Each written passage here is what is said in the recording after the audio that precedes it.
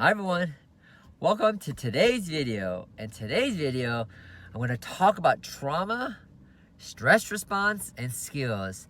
And it's in the middle of the chapter strategically after talk about all the brain anatomy and the pain response and neuroplasticity just to get to this part because I find that it's what separates this book from all other pain book, all other neuroscience books, because the chapters before this is to give you the template, the understanding, but after that you're left with something called developing the skills necessary to evolve, to grow, and to adapt.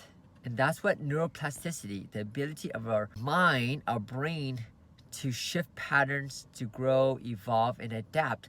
But what do you need to adapt? You need courage to adapt. What happened if the adaptation is a perfect response for you because you're lacking courage?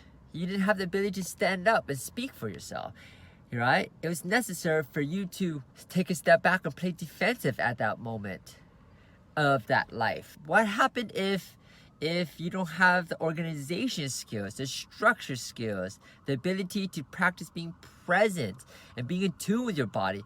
And so you're trying to just rush through your exercise, right? Or your friends and family rushing through your exercise and not really practicing being connected, being aligned, mind-body alignment. So I like to say, in the end, what's gonna bring that lasting effect, the sustainability, it's the ability to develop personal skills. So why am I linking the stress response and trauma to this? Now, I was honestly going to take out the trauma component of this chapter, but the more I thought about it, I actually wrote it, and the more I thought about it, I think it's important to just open up the idea and not try to give a strategy, but relay the importance of trauma and the impact of trauma in our nervous system and our body's adaptation, so you can understand how that relates to pain, and then hand that baton to a skilled practitioner to help shift that nerve, thought, body, software pattern that you might be dealing with. Because if I give the strategies, what I do in practice, it might open up Pandora's box, which means if you went through something traumatic and you didn't really truly recover or cope from it, and it might be suppressed, opening it up might be very overwhelming. And like I said, throughout the whole book, pain is your body's ability to express a feeling in a state, and overwhelm is a feeling in a state. And if you're by yourself, or you're in a super vulnerable state, or you're not ready, processing that trauma or having that trauma come up can be overwhelming, and it can actually amplify pain. And so rather have you or your friends and loved one to be in the hands of a skilled practitioner to shift that pattern. There's a lot of resource on that. And in the chapter, I talk about resources and finding a practitioner, what questions to ask a practitioner to find if they're knowledgeable and they can handle the situation, so you can really find that connection within our body. Because physically, it's the exercise, but what is considered the perfect exercise for you? It's the one that adds meaning to your movement pattern and your life and your identity, right? So being connected with the mind body is a component of this whole book. But in order to be connected, sometimes there's that trauma thorn that's holding you back, and uncovering that might allow you to really access your body at a much deeper mind core. And a lot of people, when they understand trauma, they might understand that PTSD is a form of trauma, but in modern world, there's a lot of small little things that add up that can bring on something that's not PTSD, but a post-traumatic stress response. And your downstairs brain, your subconscious, your brainstem, and your midbrain is acting that, and you don't even know it, right? Because we're so busy day to day. And then we may feel overwhelmed. A lot of times we feel overwhelmed, but we just tell ourselves it's okay, right? And so that allows me to transition to stress. Stress can come in the feeling of overwhelm or hyper alert state, right? Hyper reactive state.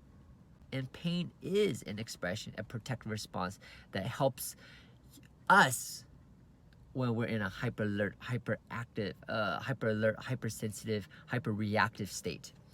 And so when we have this subconscious PTSR a response, the only way to really understand that is to go back to chapter 2 and read about downstairs and upstairs brain and understand what that is, and then really be clear with yourself, or if you're trying to help a loved one, encourage them and help them to see that connection, so then that way they could truly know that what they're dealing with is very similar to a war veteran, that even though they left behind that war environment, their true reality, something triggers them, and that false reality becomes their true reality for a brief moment.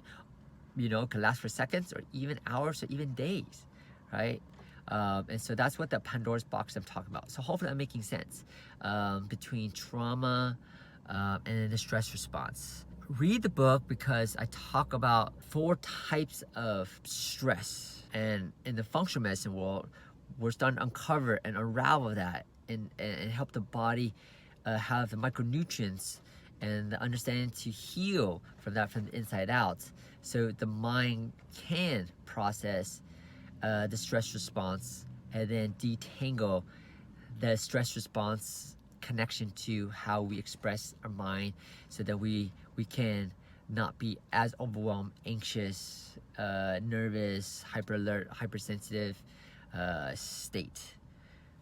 Hopefully that makes sense. You might want to watch this video again if I'm truly expressing and explaining this well, but it's just a lot of heavy topics. I would encourage reading this chapter multiple times just to process this, have a discussion about it, and comment below so then I can help you make sense of this. Again, the book is in connection to our ability and the importance of us to develop personal skills, courage, organization, consistency, all the stuff that we self-sabotage ourselves to really get out of pain, because the solution is pretty easy, right? Doing exercise, thinking positive, sometimes drinking water, all that stuff. But it's our inability and the lack of development of a personal skill to get us out of ourselves. Bye.